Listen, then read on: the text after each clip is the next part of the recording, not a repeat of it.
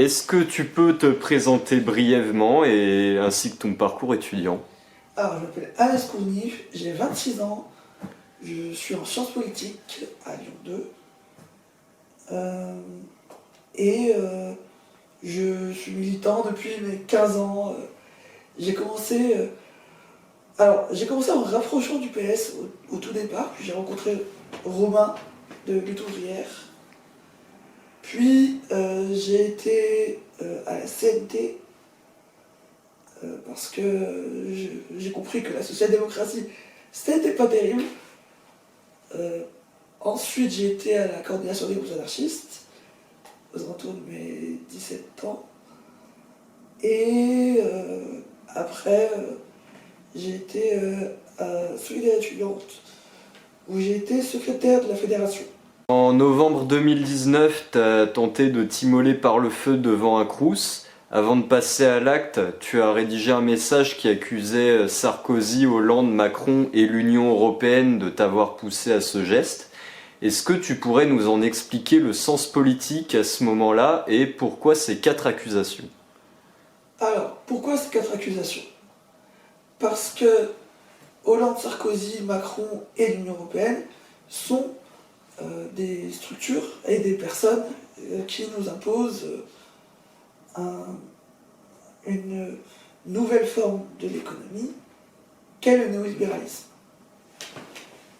Cette nouvelle forme de l'économie capitaliste, elle a pour but de nous rendre de plus en plus serviles, de plus en plus de faire en sorte qu'on accepte de plus en plus notre sort, et au point de rejeter certaines structures qui, qui peut y avoir autour de nous.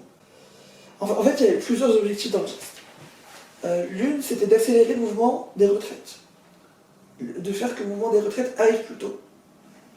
C'était un mois plus tôt, en fait. Ce qui, au final, a plus ou moins marché. Un autre objectif, c'était de faire en sorte que les gens soient dans une optique de lutte la plus radicale possible, soit dans un objectif qui soit le plus combatif. Et sinon, une autre chose qu'il y avait à dire à ce moment-là, c'était que c'était à la suite des Gilets jaunes. Il y avait eu un an de mécontentement auparavant, et, et personne était prêt à, à se remettre dans un mouvement dur à ce moment-là. Il n'y avait pas tant de gens que ça qui étaient prêts à ça. Bon, après, autre chose, hein, j'étais aussi dépressif, suicidaire et compagnie, et ça s'ajoute. Mais ça, c'est lié à la structure qui est autour de nous. C'est pas lié juste, juste au fait que je sais pas moi, qu'on a des problèmes personnels, etc. Ça s'ajoute, mais c'est pas tout ce qui fait le suicide. Alors, qu'est-ce qu'il en est de tes engagements syndicaux et politiques actuellement? Alors, pendant quelques mois, j'ai été membre du syndicat étudiant lycéen apprenti, que j'ai fini par quitter à cause de certains désaccords.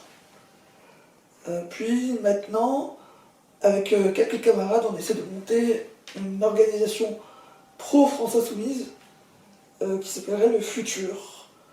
Voilà, et l'objectif du Futur, ce serait d'être une organisation qui soit à la fois techno-progressiste, qui soit pas forcément syndicaliste révolutionnaire, mais en tout cas qui pousse vers le syndicalisme révolutionnaire, c'est-à-dire l'organisation dans les syndicats et, et à l'action syndicale, en fait. Un autre objectif, ce serait aussi d'avoir une, ce qui est appelé souvent par les militants autour de paroles d'honneur, tout ça, l'alliance des beaufs et des barbares, c'est-à-dire la grande alliance du prolétariat français. Voilà. Et aussi, pourquoi le technoprogressisme? Parce que c'est l'idée de progrès technique est centrale lorsqu'il est question de lutte des classes, car le progrès technique doit servir au progrès social, il doit servir au fait que derrière, on ait à moins travailler, mais qu'on soit tout aussi bien rémunéré. Et c'est aussi l'amélioration concrète de la vie des gens. Voilà. Et pourquoi la France insoumise? Parce que c'est l'organisation qui, de manière centrale aujourd'hui, à gauche, a des chances non pas juste d'arriver au pouvoir, mais également d'influer sur le fait de pouvoir changer les choses. Dans le sens où il y a des gens qui, dans la France insoumise, sont des éléments qu'on peut considérer comme réformistes, etc. Mais il n'empêche que la majorité de la France insoumise est révolutionnaire, et donc il y a un intérêt à rejoindre cette organisation aujourd'hui, un intérêt stratégique à la rejoindre. Et comment on rejoint une organisation comme ça? Via des groupes d'action. Et comment on rejoint les groupes d'action? On contacte des militants locaux et on les rejoint, ou alors on passe par leur site internet. Tu habites à Lyon où il y a une augmentation du nombre d'agressions fascistes. Comment tu observes la fascisation en cours dans notre pays? Alors, à mon avis, il y a plusieurs raisons de la fascisation qu'il y a dans le pays. La première, c'est les structures. C'est le fait que tu as des médias qui sont de plus en plus orientés vers l'extrême droite et d'une manière générale qui cherchent à créer, alors je le disais déjà en 2019 d'ailleurs, à créer des peurs plus que secondaires, notamment en rejetant la faute de problèmes économiques sur l'immigration. On a déjà vu Darmanin qui a dit, qui a fait des liens incompréhensibles entre immigration et des trucs purement économiques. Je suis un peu de ce que c'était exactement. Mais en dehors de ça, il y a aussi le fait qu'il y a une présence de plus en plus sur les réseaux sociaux de l'extrême droite, ce qui s'explique notamment par le fait que ils ne font rien d'autre de leur vie de toute manière, donc ils sont forcément présents à un endroit, et cet endroit-là, c'est Internet. Mais ils sont aussi présents dans certains quartiers, exemple Vieux-Lyon, où concrètement ils ne font rien pour la population. Ils sont présents, hein. Ils tapent des gens et compagnie, mais concrètement ils ne font rien. Bon. Ensuite, il y a aussi un manque de notre part dans ces quartiers-là où on n'est pas assez là pour défendre la population, malgré le fait qu'on ait des unions locales, des unions départementales, de la CGT un peu partout, on n'est pas assez... on est présent, on existe, on fait des choses, mais ça a l'air insuffisant par rapport à une réponse à l'extrême droite. Une autre raison de la fascisation dans ce pays, c'est le fait d'avoir un gouvernement qui décide d'avoir des lois de plus en plus autoritaires, qui d'ailleurs permettront, si l'extrême droite arrive au pouvoir, d'accélérer ces politiques. Donc on peut par exemple prendre la loi immigration, la loi sécurité globale, la loi séparatisme, les lois sur le SNU aussi, etc. La loi sur le RSA qui a été votée à ce moment-là, je sais plus. Oui, elle a été adoptée. Ouais. Donc la loi sur le RSA, enfin, il y a quand même de plus en plus de réformes, la loi sur les retraites, de plus en plus de réformes qui font en sorte que la population accepte de plus en plus des lois de plus en plus dégueulasses. De son côté, le pouvoir se prépare aussi. Si en cas de révolte, avec un armement de la police et de la gendarmerie qui n'a jamais été aussi puissant qu'aujourd'hui, on peut penser aux différents véhicules de la gendarmerie qui sont en train d'être déployés au fur et à mesure qu'on a vu se déployer pendant les émeutes en 2023. Et aussi, en plus de ça, il y a en Union européenne de plus en plus une propagande en faveur d'une marche à la guerre, je reprends ton expression, qui est de plus en plus présente.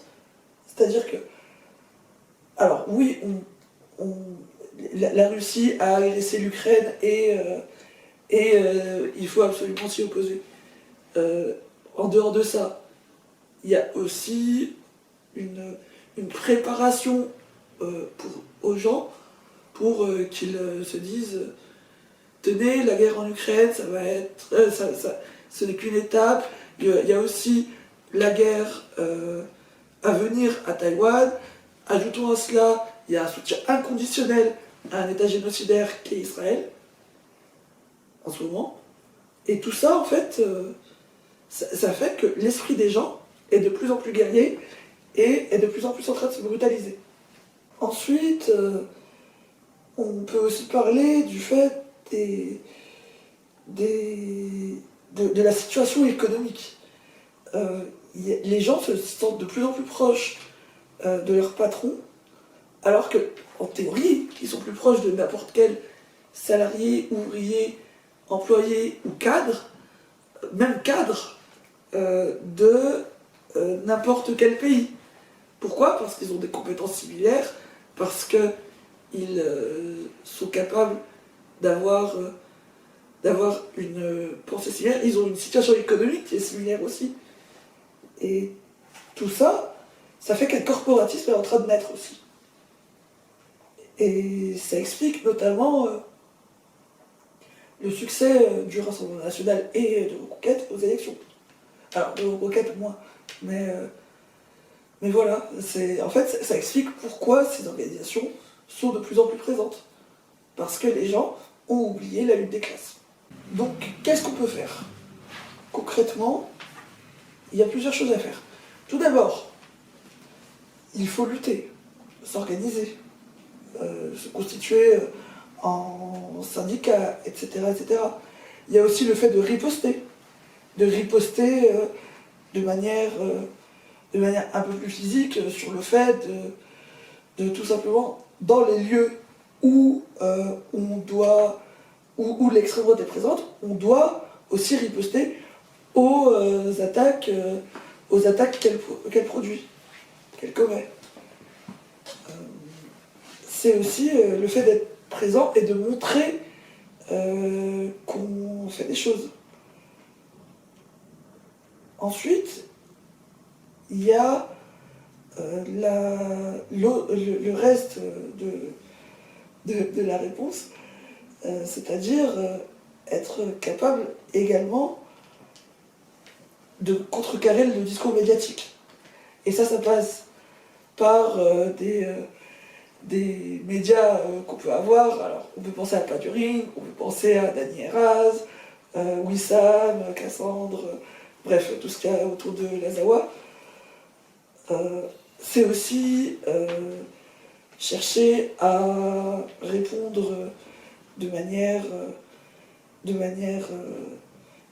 claire, c'est-à-dire montrer que en dehors de la rue qui est purement le lieu physique qui est la rue où l'extrême droite est présente, que nous on est présent, qu'on prend la rue, qu'on fait des choses et qu'on puisse être capable de faire la révolution. Et il faut être capable de le montrer aussi.